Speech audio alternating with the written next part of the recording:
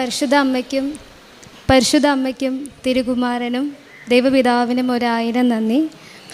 അമ്മയുടെ പ്രത്യക്ഷീകരണം നടന്ന ഈ ഭൂമിയിൽ എന്നെ എൻ്റെ കുടുംബത്തിനെ സാക്ഷ്യം പറയാൻ അനുവദിച്ചതിന് 1000 നന്ദി. ഞാൻ എൻ്റെ സാക്ഷ്യം പറഞ്ഞു തുടങ്ങുന്നതിന് മുന്നേ എനിക്ക് ഏറ്റവും വേണ്ടപ്പെട്ട ഒരു കാര്യം, കഴിഞ്ഞ അമ്മയുടെ ജന്മദിനത്തിന് ഈ ആൾക്കാരെ ഞാൻ വന്നിട്ടുണ്ടായിരുന്നു. എൻ്റെ ജീവിതത്തിൽ ഏറ്റവും വേണ്ടപ്പെട്ട ഒരു കാര്യം പറയാനാണ് ഞാൻ വന്നത്. അപ്പോൾ അന്ന് ഞാൻ ജോസഫ് അച്ഛനെ കണ്ടിട്ടുണ്ടായിരുന്നു. അച്ഛൻ പറഞ്ഞിട്ട് കുറേ കാര്യങ്ങൾ പറഞ്ഞു. അപ്പോൾ അത് കേട്ട് ഞാൻ ഈ ആൾക്കാരയിൽ ഈ ഒരു പോർഷനിൽ നിന്ന് ഒരുപാട് കരച്ചിലായിരുന്നു. എന്ത് ചെയ്യണമെന്ന് എനിക്കറിയില്ല. അപ്പം അന്ന് എൻ്റെ വായിൽ വന്നത് അത്രയും ഔസേപ്പിതാവേ എനിക്ക് വേണ്ടി പ്രാർത്ഥിക്കണമേ, ഔസേപ്പിതാവേ എനിക്ക് വേണ്ടി പ്രാർത്ഥിക്കണമെന്നായിരുന്നു ഞാൻ പറഞ്ഞുകൊണ്ടിരുന്നത്. അപ്പോൾ ഞാൻ ഉടമ്പടി പുതുക്കേണ്ട, ഞാൻ ഉടമ്പടി എടുക്കേണ്ട ക്ലാസ്സിൽ പോയിരുന്നു. കാരണം ബോധം മൊത്തം പോയി, എന്ത് ചെയ്യണമെന്ന് അറിഞ്ഞൂടെ ആ ഒരു അവസ്ഥ. കാരണം ഒരു 21 ദിവസം ഡേറ്റ് ഇട്ട് അച്ഛൻ തന്നു. അപ്പോൾ എനിക്ക് ആകെപ്പാടെ ടെൻഷനായി, എന്താണ് ഇനി അടുത്ത് നടക്കാൻ പോകുന്നതെന്നുള്ളത്. അപ്പം ഞാൻ ഉടമ്പടിയൊക്കെ എടുത്തിട്ട് വന്ന് ഈ ഒരു തൂണിൻ്റെ ഇവിടെ നിന്ന് ഇങ്ങനെ പ്രാർത്ഥിക്കുമോ ഞാനും എൻ്റെ അച്ഛനും. അപ്പോൾ ഔസേപ്പിതാവെയാണ് എൻ്റെ വായിൽ പറഞ്ഞത്, ഔസേപ്പിതാവെ പ്രാർത്ഥിക്കണമേ, ഔസേപ്പിതാവെ എനിക്ക് വേണ്ടി മാതാവിനോടും കർത്താവിനോടും പ്രാർത്ഥിക്കണമേ എന്ന് പറഞ്ഞ് പ്രാർത്ഥിക്കുക. അപ്പോൾ പെട്ടെന്ന് ഒരു പുരുഷൻ എൻ്റെ അടുത്തേക്ക് വന്നു. ആ വ്യക്തി ആരാന്നൊന്നും എനിക്കറിയില്ല. അന്ന് അമ്മയുടെ ജന്മദിനം എനിക്ക് തന്നിട്ട് പോയ ജപമാലയാണ് എൻ്റെ കയ്യിലിരിക്കുന്നത്. എന്നിട്ട് അദ്ദേഹം എൻ്റെ അടുത്ത് ഒരേ ഒരു കാര്യം പറഞ്ഞോളൂ, ദൈവം നിന്നെ അനുഗ്രഹിക്കട്ടെ എന്ന് പറഞ്ഞിട്ട് അദ്ദേഹം ആ ആൾക്കാരെ നിന്ന് അങ്ങ് പോയി. ഞാൻ എൻ്റെ അടുത്ത് ഒന്നും ചോദിച്ചില്ല, ജസ്റ്റ് എൻ്റെ ദൈവം നിന്നെ അനുഗ്രഹിക്കട്ടെ എന്ന് പറഞ്ഞു പുള്ളി അങ്ങ് പോയി. പിന്നെ ഡിസംബർ 2023 ഡിസംബർ 11, 2023 ഞാൻ ഉടമ്പടി എടുത്തത്. ആ സമയത്ത് എനിക്കതിന് തൊട്ട് മുന്നേ വരെ എനിക്കറിയത്തില്ലായിരുന്നു. റോമ 10 തിരുവചനം പറയുന്നുണ്ട്, യേശു കർത്താവാണെന്ന് അധരം കൊണ്ട് ഏറ്റു പറയുകയും ദൈവം അവനെ മരിച്ചവരിൽ നിന്ന് ഉയർപ്പിച്ചു എന്ന് ഹൃദയത്തിൽ വിശ്വസിക്കുകയും ചെയ്യണം. 13 വർഷമായിട്ട് എനിക്ക് അമ്മ മാതാവായിട്ട് ബന്ധമുണ്ട്. കാർമൽ പള്ളിയിലാണ് ഞാൻ പൊയ്ക്കൊണ്ടിരുന്നത്. പക്ഷേ അത്രയും നാളും എൻ്റെ ഉടമ്പടി എടുക്കുന്ന തൊട്ട് മുന്നേ വരെ യേശു കർത്താവാണെന്ന് എനിക്കറിയില്ല, ദൈവം അവനെ മരിച്ചവരിൽ നിന്ന് ഉയർപ്പിച്ചു എന്ന് എനിക്കറിയാം, ഈസ്റ്റർ വരുന്നുണ്ട്. പക്ഷേ അത് ഞാൻ ഹൃദയത്തിൽ വിശ്വസിക്കുകയും ചെയ്തിട്ടില്ല. പിന്നെ അങ്ങനെ ഉടമ്പടി ജീവിതം മുന്നോട്ട് പോയി. ഞങ്ങൾ നോൺ ക്രിസ്ത്യൻസാണ്. അപ്പോൾ എൻ്റെ അമ്മ എല്ലാ ദിവസവും അമ്പലത്തിൽ പോകും. പക്ഷേ ഞാനും അച്ഛനും പള്ളിയിലാണ് പോയിക്കൊണ്ടിരിക്കുന്നത്.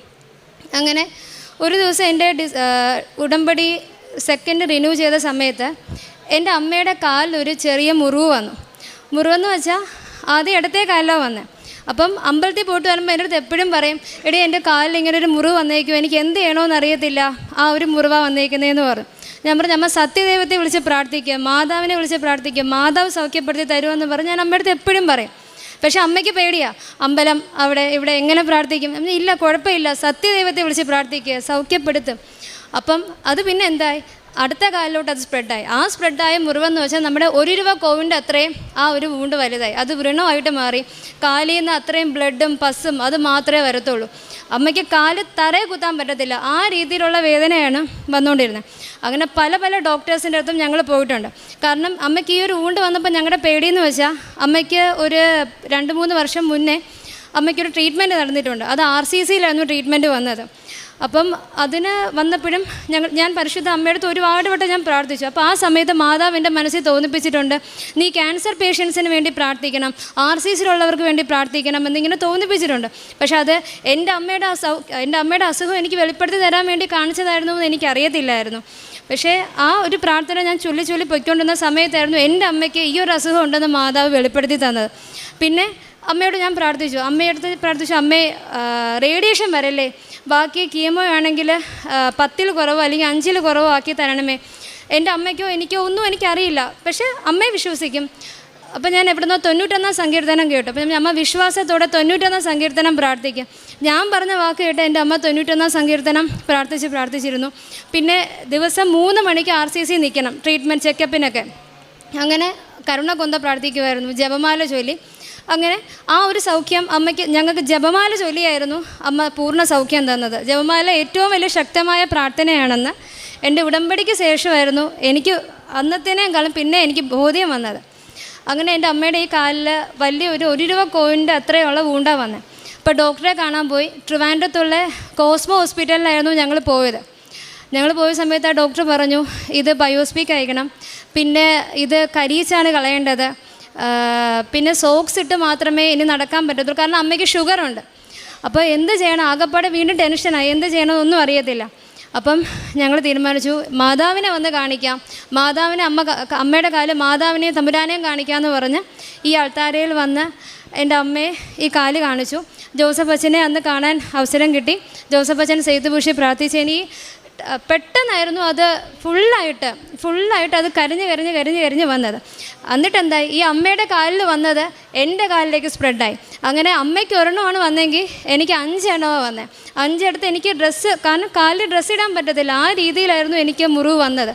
ആ 5 എണ്ണം വന്നിട്ടും ഞാൻ എൻ്റെ പ്രേക്ഷിത പ്രവർത്തനത്തിന് ഒരു മുടക്കം വരത്തില്ല. ഞാൻ ആ മുറിവ് വെച്ചുകൊണ്ട് ഞാൻ പ്രേക്ഷിത പ്രവർത്തനം ചെയ്യാം. പത്രം പ്രേക്ഷിത പ്രവർത്തനത്തിനായി ഞാൻ പോകുമായിരുന്നു. അപ്പോൾ ആദ്യമൊക്കെ പ്രേക്ഷിത പ്രവർത്തനം ചെയ്യുമ്പോൾ പത്രം കൊടുക്കാൻ പോയപ്പോൾ എനിക്കറിയത്തില്ല, എൻ്റെ ഉടമ്പടിയുടെ നിയോഗമായിരുന്നു എൻ്റെ ലക്ഷ്യം.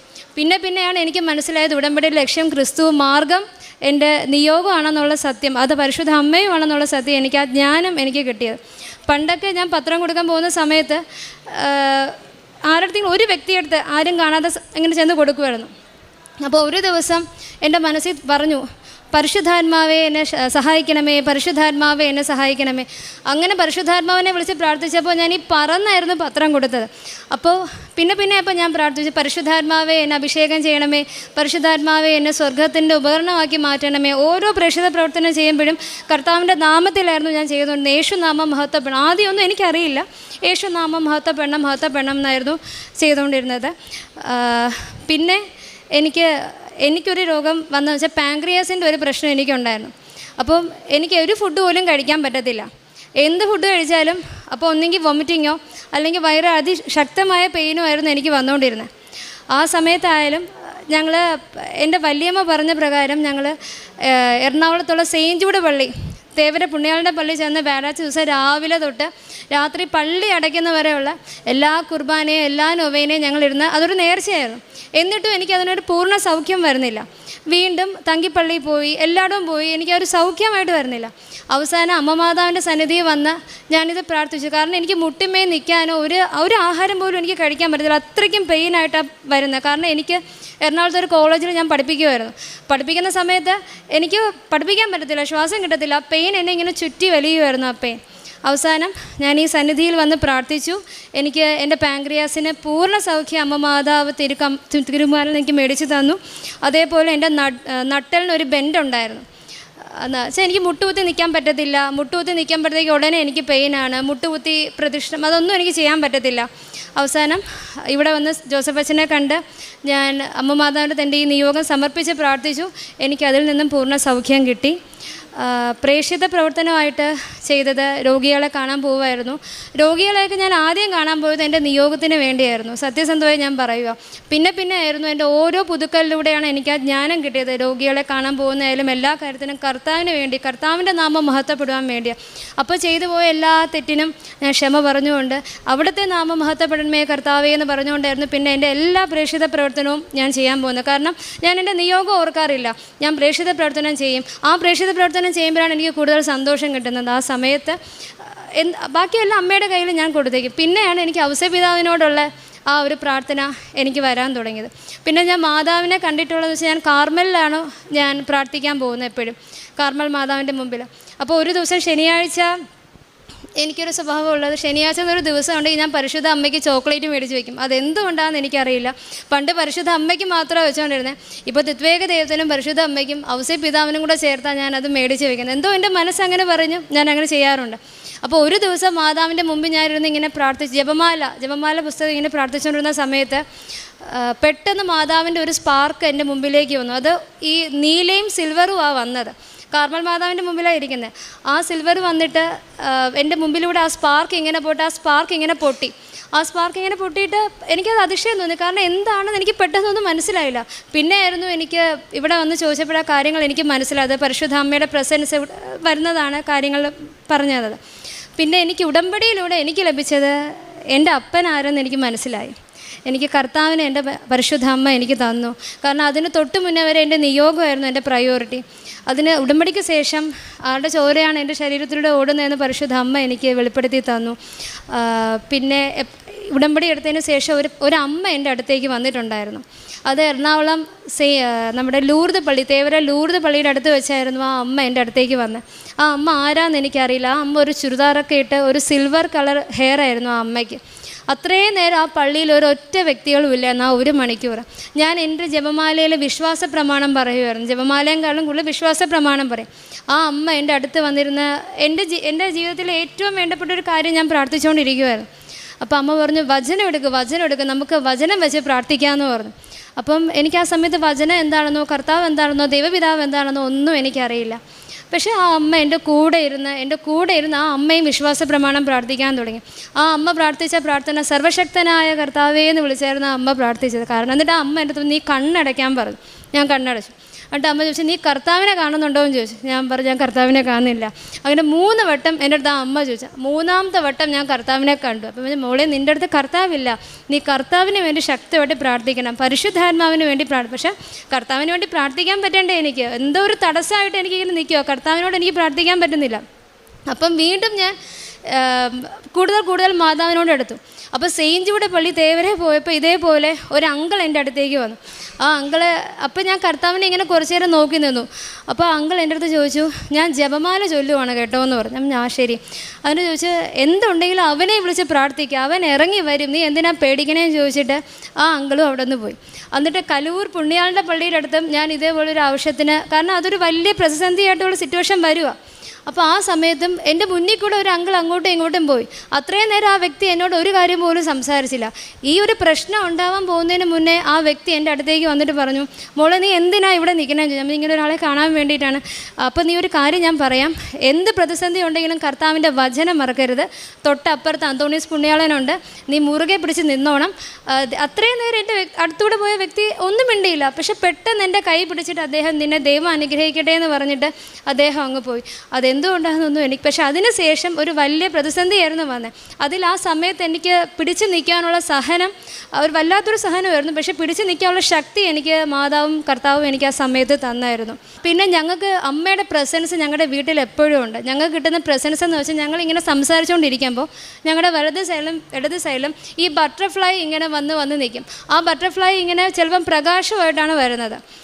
ബട്ടർഫ്ലൈ ആയിരുന്നു പ്രസൻസ്. പിന്നെ ഞാൻ പത്രം കൊടുക്കാൻ പോകുന്നത് ഞാനും എൻ്റെ അമ്മയായിട്ടാണ് പോകുന്നത്. നടന്നാണ് ഞങ്ങൾ പോകുന്നത്. അച്ഛനും കൊടുക്കാൻ പോകും, ഞങ്ങൾ നടന്നാണ് പോകുന്നത്. പിന്നെ എല്ലാ ആഴ്ചയിലും 1 or 2 ഉള്ളതുപോലെ ഞങ്ങൾ എന്തൊക്കെയാണോ പൈസപരമായിട്ടാണെങ്കിലും അല്ലെങ്കിൽ ഫുഡ് കൊടുക്കുന്ന കാര്യമാണെങ്കിലും എല്ലാം ഉള്ളതുപോലെ ചെയ്യുന്നത്. അതെല്ലാം ഈശോയുടെ നാമത്തിൽ ചെയ്യുന്നു.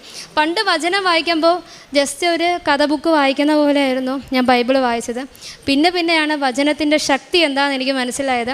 അമ്മയുടെ കാലിൽ ഊണ്ട് വന്ന സമയത്ത് ഞാൻ അമ്മയ്ക്ക് നേർച്ച വസ്തുവാണ് കൊടുക്കുക. ആ നേർച്ച വസ്തു കൊടുക്കുമ്പോൾ കർത്താവ് രോഗികളെ തൊട്ട് സൗഖ്യപ്പെടുത്തിയ വചനമുണ്ട്. ആ വചനം ആ വെള്ളത്തിൽ വെച്ച് ഞാൻ കാശുരൂപം വെച്ച് പ്രാർത്ഥിക്കും.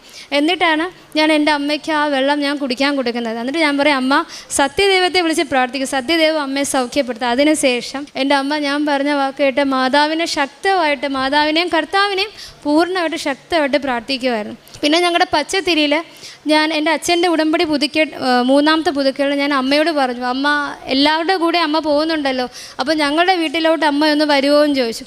അങ്ങനെ ഞാൻ ഫോട്ടോ എടുത്തിട്ടുണ്ടത്. സായന പ്രാർത്ഥന പ്രാർത്ഥിച്ചപ്പോൾ പച്ചത്തിരിയിൽ മാതാവും കർത്താവും ഞങ്ങൾക്ക് തെളിഞ്ഞു വന്നു. ആ രൂപം അതേപോലെ മാതാവിൻ്റെ ഈശോയുടെ രൂപമായിരുന്നു അത്. ഇത്രയും അനുഗ്രഹം ചെയ്തു തന്ന പരിശുദ്ധ അമ്മയ്ക്കും തിരുകുമാരനും 1000 നന്ദി. റോമാക്കാർക്ക് എഴുതിയ ലേഖനം 10:9 ആകയാൽ യേശു കർത്താവാണെന്ന് അധരം കൊണ്ട് ഏറ്റുപറയുകയും ദൈവം അവനെ മരിച്ചവരിൽ നിന്ന് ഉയർപ്പിച്ചു എന്ന് ഹൃദയത്തിൽ വിശ്വസിക്കുകയും ചെയ്താൽ നീ രക്ഷ പ്രാപിക്കും. സ്നേഹമുള്ളവരെ, ക്രിസ്തീയ വിശ്വാസത്തിൻ്റെ അടിസ്ഥാനമാണ് യേശു ക്രിസ്തുവിലുള്ള വിശ്വാസം, ത്രിയേക ദൈവത്തിലുള്ള വിശ്വാസം.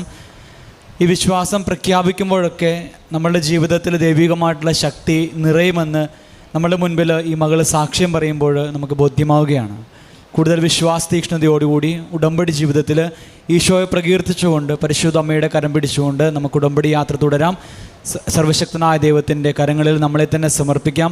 ഈ സഹോദരിയോടും കുടുംബത്തോടും ചേർന്ന് നിന്നുകൊണ്ട് ഇവരുടെ ഉടമ്പടി ജീവിതത്തിൽ പരിശുദ്ധ അമ്മയുടെ മധ്യസ്ഥം വഴി ലഭിച്ച എല്ലാ അനുഗ്രഹങ്ങൾക്കും കൃപകൾക്കും നമുക്ക് 2 കരങ്ങളും അടിച്ച് ദൈവനാമത്തിന് നന്ദി പറയാം.